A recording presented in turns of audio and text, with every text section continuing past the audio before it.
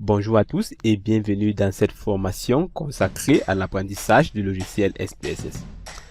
Cette formation permettra aux participants de se familiariser avec l'utilisation de SPSS pour le processus d'analyse des données.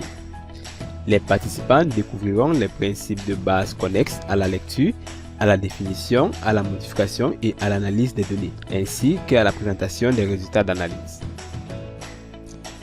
Objectif de cette formation.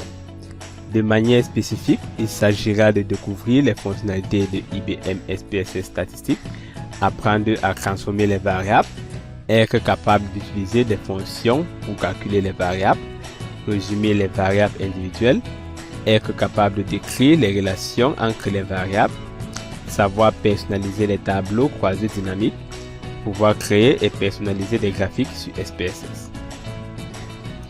Cette formation s'adresse à toute personne possédant peu ou aucune expérience dans l'utilisation d'IBM SPSS Statistique, toute personne, étudiant, université, organisation ou entreprise qui utilise pour la première fois un ensemble statistique permettant d'analyser les données. Cette formation est divisée en 4 modules principaux. Le premier module est dédié à la constitution et à la manipulation d'un jeu de données sur SPSS. Les différents types de variables ainsi que diverses méthodes de sélection et transformation de données seront présentées.